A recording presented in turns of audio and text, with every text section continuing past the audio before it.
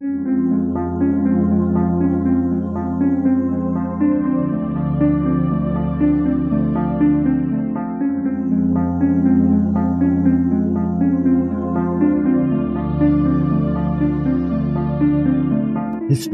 tells the story of the world and of our lives. Sometimes that history goes bump in the night.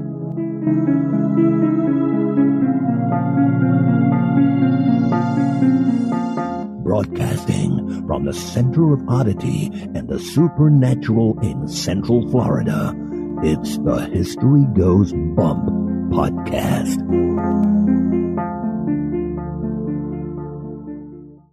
Hello, you spooktacular people. Welcome to History Goes Bump. This is the third road trip episode for 2017. It also will be our final one. I am your host, Diane. And this is Denise. And we are on the road heading back home. We just left New Orleans not too long ago. We'll be overnighting in Tallahassee. And then it's back to home and work again. But we had a fabulous time on our road trip, and we thought we'd just share some of the loose ends to wrap everything up in a nice little bow. So Denise, out of the whole entire trip, now that we've done everything, because we don't have anything planned for Tallahassee other than just camping overnight, what was your favorite? Sorry, Jill, but it's the food in New Orleans. See, food beats out animals every time with Denise. Now we have to ask, out of all of the different things that you sampled in New Orleans, and we basically tried everything that you're supposed to try when you're there, what was your favorite dish? Yes. Okay, well, that was clear. I think mine still is the crawfish etouffee. I really enjoyed that. The last place that we got gumbo, though, was the best gumbo that we had on the whole trip. Yes, it was. It was super, super yummy. And we weren't expecting it. Now, there are tons and tons of places that you could eat in New Orleans. A lot of them are in the French Quarter, but we had Tiana with us, so we had the added thing of where we had to find a place that allowed dogs to be there while you're eating. So there were 3 places that we ate while we were in Louisiana with Tiana, where we had to sit down and eat. The first place that we went to, I believe we shared on the last episode, was Charter House. We had gumbo there. Then we went to Joey K's restaurant when we were in the Garden District. Denise got gumbo there, and I got a shrimp po' boy. She thought that gumbo was better than the Charter House. And this is also one of those places that has been featured in Guy Fieri's Drive-Ins, Diners, and Dives, I believe. So they make a big deal out of the fact that they've been on that show. Well, the food was excellent there. We really enjoyed it. Highly recommend it. And it's right there in the Garden District, just down from the Lafayette Cemetery. So it's very convenient, and it was packed and very loud, so it's obviously very popular. Then the third place that we ate was the Gazebo Cafe, and this was in the French Quarter as well, on the edge, kind of up where for anybody that knows it, it's near the French Market, where they have the farmers market used to be. So it's up in that area there, very close to Jackson Square, and it's right down from Café du Monde. Now, when you look at it, you see it's just a bunch of these old metal tables and chairs sitting around. Does not look fancy at all. You're thinking, oh, doesn't look like the nicest place to eat. So in your mind, you're thinking, well, maybe the food's not that great. What did you think of their gumbo, Denise? It was amazing. It was really, really good. Out of all 3 places that she had gumbo, that was her favorite. In that place, I got a muffalata. So we got everything taken care of when I had that. So I was like, you know what? I'm going to get a muffalata here because we have not had that. And we had done a tour earlier in the day. And on the tour, this is at the Central Grocery and Deli. We stopped outside of that, and we were told that if you don't get there early, they run out of bread because they get it locally and fresh. So if they run out, they don't make them anymore. And usually about 2 p.m. they run out. And it was after 2 by the time we got done with our first tour that day. So we're like, well, I'll get it here. And I thought it was just as good. I don't think it has as much meat as the Central Deli. But anyway, the Gazebo Cafe, highly recommend it. Charter House was good, and we enjoyed most of the stuff there, but that was the least favorite gumbo that Denise had. It had a real smoky flavor to it. I wasn't crazy about it either. Now, I want to give you guys a tip about parking. If you ever go to New Orleans and you want to go to the French Quarter, the best place that we found to park was near the visitor center there. It's just off of Rampart Street. It's across the street from the police station that's there, and it's right next to the St. Louis Cemetery number 1. It's $10, I think, for up to 8 hours, and for $20, you could park there for 24 hours. So we felt that that was the most reasonable price. Plus, it's outside of the French Quarter, so you're not in the middle of all the chaos, so you don't have to drive through any of that. We highly recommend that you do not drive in the French Quarter. We did that, and it was just on the outer edge, and it is just stop and go. And after doing that, I didn't even get my stamp. Yeah, she was supposed to get a stamp at the National Historical Site, and we weren't able to get over to it, so we tried the next day. That would have been on a Saturday. We tried the next day. Sunday, it was closed, of course. So she didn't get the stamp in her book. So I guess we have to go back to New Orleans again. On that day in the morning, we did a historical tour of the French Quarter with Two Chicks Walking tour again. Really enjoyed it. We had the exact same tour guide, Richard, and we really enjoyed it. He was very knowledgeable and pointed out all the highlights. We got to sample pralines. We actually ended up buying some and bringing them home with us, and we're going to give some to Mom and Dad, and Denise is going to give some to Auntie Cowie at Disney's Polynesian Village Resort. Cute thing about the tours, we actually went into Jackson Square to talk about the history there, and I looked around before we went in to see if there was any signs about pets, and there wasn't. So we took little Tiana in, and we're like, hey, there's finally some grass, so we're letting her pee and everything. Well, at the very end of the part of Jackson Square, we were told, not that we were in trouble or anything, that technically dogs aren't allowed, but there's no signs. It's on the little rules thing that's in small letters, and the reason being is that the cat sanctuary. So Tiana left her mark on a cat sanctuary, so I'm sure there's a lot of angry cats in New Orleans right now. They probably were walking around going, ooh, I smell dog pee. They were in our sanctuary. But that is one thing about taking a dog to the French Quarter. There is no grass anywhere in there. So just so you know, you'll have to find a patch before you go in. It's not very big. You can walk the French Quarter. It's not that tough to walk all around it to get in and out of it. But just know that if you have a dog, there's not a lot of places for them to go to the bathroom. This was a Sunday morning, so we attempted Bourbon Street again without all the crowds and the chaos. And it was much nicer. There was hardly anybody on the street. If you want to get an authentic feel of what it used to be before we had modern day sanitation, that would be the street to go to, because I am sure that that's about what it smelled like back in the Victorian era and even before. No doubt about it. That street reeks. It smells so bad that I actually thought that Tiana might have poop stuck on her butt. And so we checked her because I'm like, I'm smelling a disgusting smell. And it wasn't our little girl. It was just the street. Now, I'm sure it's appealing to some people to go there to party. Some of you young people listening, maybe that's a goal. But I never need to see that street or be on that street again. So again, we only lasted about 2 blocks because of the stench this time, not because of the crowds. But the rest of the French Quarter is just amazing.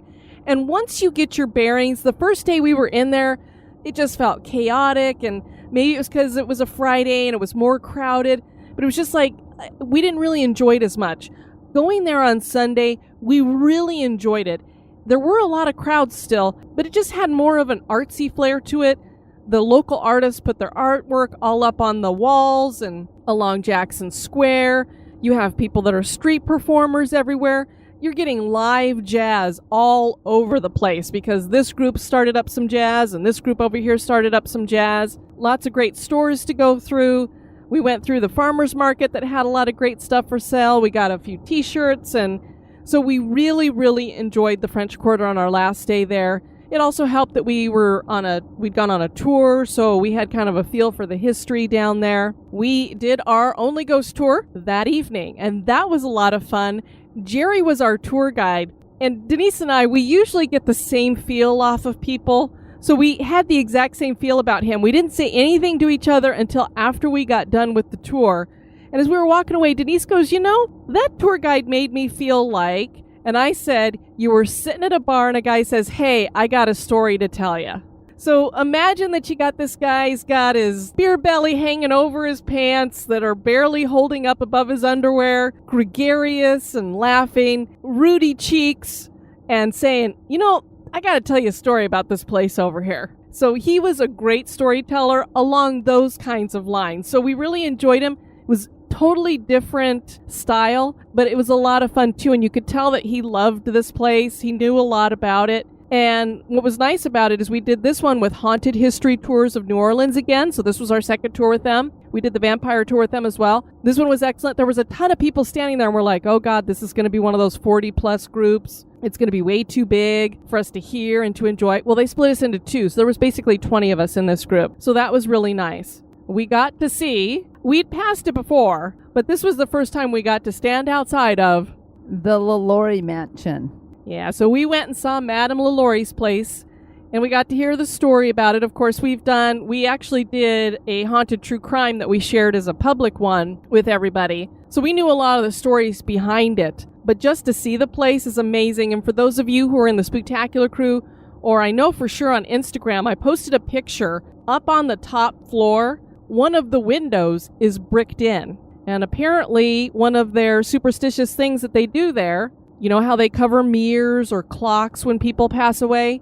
Well, if two people die outside of a window, meaning they either get thrown out, fall out, or jump out, they brick it in.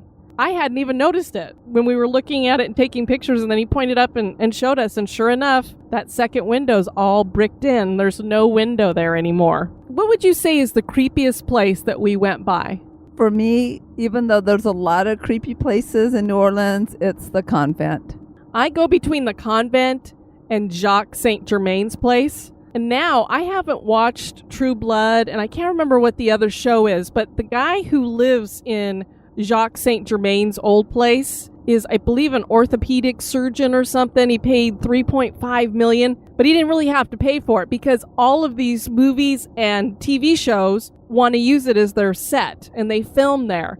So this is a good way to see the inside of it. And because of all that, he basically got his house paid for that way. And the thing is, I can see why everybody would want to film there because it's an absolutely gorgeous. The outside is so pretty. You just want to photograph it. It's amazing until you know the stories that take place there. And I'm sure the inside is just as beautiful. And it has, I believe it's Spanish in style. So it has a huge inner courtyard as well that you can't see from the street. The thing about the convent, though, and I don't know if it was just suggestion of my brain, but after hearing the stories on our vampire tour, when we were walking by it, I think it was actually on the history tour, and he was going to stop there and talk about the history of the convent, not necessarily the creepy history, but I broke out in goosebumps all over my body. So I don't know if it was the power of suggestion or if there was something there. Probably the power of suggestion, but I just got goosebumps all over, and it was a really nice day. So I was like, oh, it creeps me out. Now, the thing about the Two Chicks walking tour is they don't offer ghost tours. And the only tour that they did that was kind of along those lines is basically kind of to debunk everything. And the tour guide that we had that took us through the French Quarter and was standing outside of the convent and told us basically the same history we'd heard on the vampire tour. He talked about how people said that they thought that these casket girls were vampires and that kind of thing. But he goes, I don't believe in any of that stuff. But he had a really good theory that could be a possibility for those of us who may not necessarily believe that there are such things as vampires that are locked in this room, hidden behind doors, and held in place by sacred nails.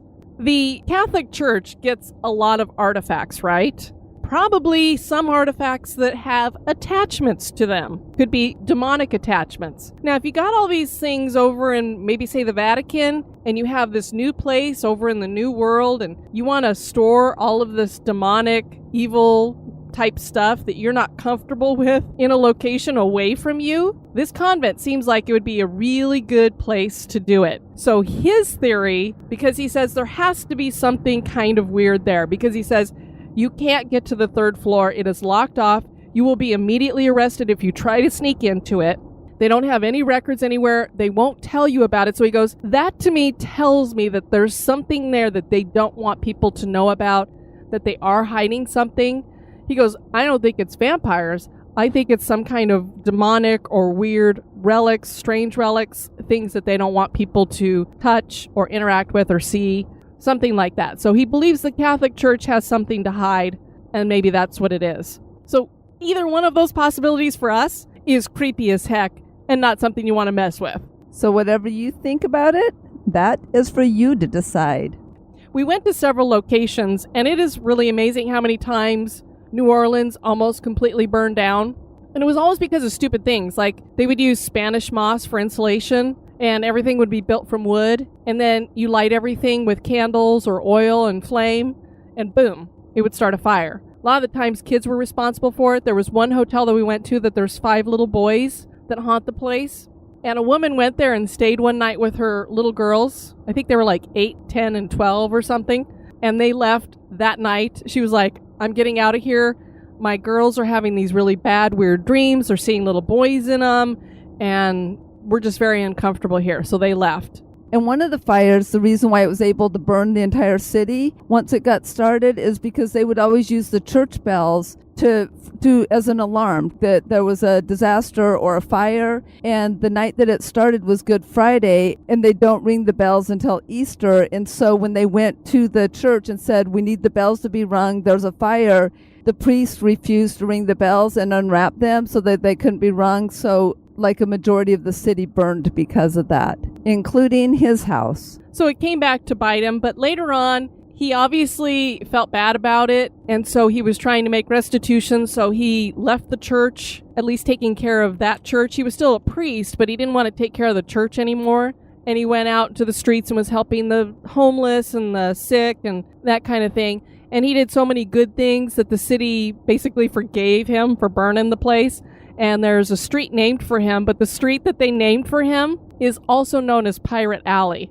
So they're not sure if it was kind of a little, yeah, we're going to honor you, but we just want to make sure that you realize this is Pirate Alley here. Down Pirate Alley is the old Absinthe Bar, and you can still get absinthe there. There's only 2 places really in town where you can get it. It's there and at another place. At the old Absinthe Bar, and I can't remember, it's like the Pirate Bar now is its modern day name, but it has the old Absinthe Bar right underneath it. There I think you can get it, shot of it for $16, but if you go up the road, it's $30. I've never had absinthe. I've heard it does weird things to you. We don't drink anyway, but it also tastes like black licorice, which I abhor, so I wouldn't want to try it anyway. So our tour guide said, if you want to try it, you better like black licorice, because he goes, it'll give you a horrible hangover, so you want to make sure it's worth it. And if you don't like black licorice, the hangover's not worth it. We visited the oldest bar in town several times. It's called Lafitte's Blacksmith Shop. This bar has been in continuous operation as a bar 24/7, except for on Christmas, is it Eve or Day? It's closed so the employees can have their own party. But it's open 24/7 since the 1700s. It's got a fireplace in there that supposedly is haunted. You could see faces in it occasionally. And it's not a very big bar. And apparently, if you really want to get hit hard, you try the purple stuff. It's basically Everclear and purple Kool-Aid. So we passed a trash can on the street, and it had a cup full of purple stuff, which we're assuming was that.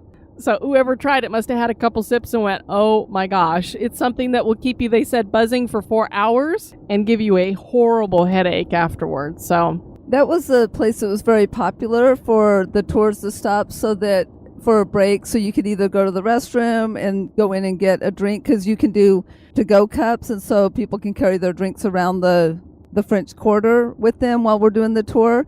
My favorite part about that stop is there was a CC Coffee right down the way, and they had some really good coffee there. And mango slushies for those of us who don't drink coffee either. And a B+ restroom as opposed to the restroom that was in the bar. Yeah, that was one of the tips that Jerry gave us. He said, okay, ladies, and especially because it was Mother's Day that day, he goes, I'll give you a tip. You can go down to the bar. It's a D- restroom. Or, said you can go up to CC's Coffee House, buy yourself a coffee or whatever, and use a B+ restroom there. So that's what Denise and I did, since we don't drink anyway, and we were happy with our decision. Plus, there was no line for the ladies' room, which was great. So all in all, we absolutely adored New Orleans. We probably will visit it again sometime in the future. Just a wonderful time. Not sure that I would go there with kids, but there is a lot of history. And if you stick to some of the outer areas, it was really nice. And make sure you go to the Garden District, and up on Canal Street, there's a lot of great stuff and restaurants and hotels up there. And you all will have to give us feedback, because I was thinking it might be kind of fun to do a New Orleans Myrtle Plantation History Goes Bump, like retreat, conference, something. We're thinking we should do like a camp. Denise does Taekwondo camps all the time, so she's like, we need to do a History Goes Bump camp, and everybody camp somewhere, and then we can shoot out from there and go see places. So it's a thought for the future. That might be kind of fun.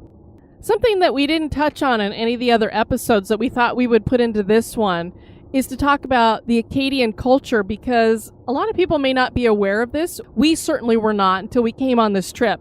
One of the great things that we love about doing our road trips and going to different places is we learn about a lot of things, and I'd never even heard of the Acadian culture. Basically, the Acadian culture is Cajun. So if you're thinking Cajun, that's what Acadians are. And if you want to know what the difference is between Cajun and Creole, Cajuns come from Acadia, whereas Creoles, generally speaking, you have either a French or a Spanish parent. And then there would be a mix with Native American, and then of course later on it would be a free person of color. So Creole to me is like a mixture, whereas Cajun is pure Cajun, I guess is a way to look at it. The Acadians were basically French people who were up in Canada in the Nova Scotia area, New Brunswick, Prince Edward Island, that area there, mostly Nova Scotia.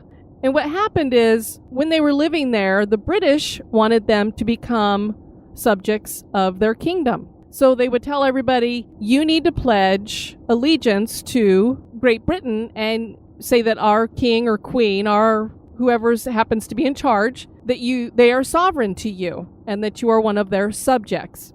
Well, not only do the Acadians not want to be subjects of Great Britain or subjects of anyone, but when you are a subject, they can call you into service at any time. And they didn't want to fight for the British. They didn't want to fight for anybody. They were like, we just want to stay out of everybody's conflicts. Just leave us alone. The British said, well, that's not going to be okay with us. If you're not our subjects, we're going to make it very tough for you to live here. And they would make it very, very difficult. And they basically pushed them into servitude and started treating them as slaves. And then they started wiping them out. And we spoke with a volunteer at the Acadian Culture Center, and he was pure Cajun. And he rattled off like 5 different names that you would hear around the Louisiana area that would be Cajun names. I can't think of any off the top of my head, but I've heard these names before. The word that he used about how the British treated the Acadians, and of course this is coming from his personal bias as an Acadian, was Holocaust. He said it was a Holocaust against the Acadians. Finally, they were driven out. And what they did is they came down the coast. Some of them settled in Massachusetts, and then they would come down into Maryland. And then they made their way all the way around and came into the Louisiana area. When the Acadians came down, the Spanish were in the Louisiana area. And because they were enemies to the British now, they had nothing against the British until this had happened. And they also were Catholic. They shared a lot in common with the Spanish. So the Spanish started giving them little portions of land here and there and let them come on in and be a part of the whole area there. And I don't know if this is fact, but from all the other history that we heard about how it started out New Orleans started out as a penal colony, I can see why they were probably more than happy to bring these people in, because for once they weren't getting criminals and prostitutes, they were just getting people trying to escape the oppression that they were having. So they were probably like, yes, come in. We actually have settlers that aren't of the criminal variety. And so they were able to set up a whole Acadian way of life. And I believe the term Acadian means like heavenly place or paradise, something like that. So that's why when they got to Nova Scotia, that's what they thought of it. They thought of it as like paradise, and that's why they called it Acadia, and that's where Acadian comes from. We're not exactly sure. When you look at how the etymology of the word goes, you're like, how does it go from Acadia and Acadian to Cajun?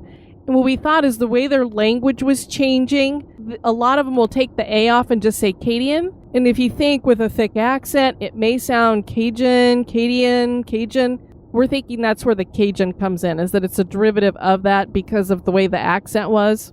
This volunteer, he was amazing to listen to. As he was talking to me, I was like, man, I wish I had my recorder here so I could record what he's telling me and just play it for everybody so that you could hear from his perspective and how he went back through his lineage and figured out everything.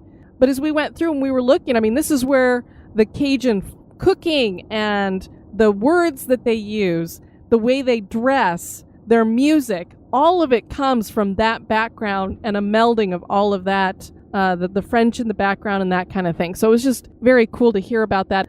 So it was just really fascinating to hear about that whole way of life.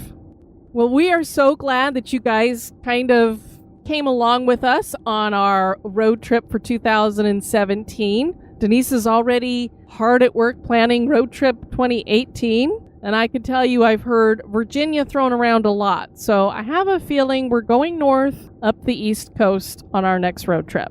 Yep, that is definitely the way that I'm leaning, is up towards the Virginia, Maryland, Delaware area. So maybe be planning in 2018 to meet up with us along the way there. We'd love to meet you guys in person. We love meeting our listeners and getting to put a face that's more than just a picture on Facebook or what have you. I want to thank you guys for joining us for this episode. I have been your host, Diane. And this has been Denise. You take care now. Bye-bye.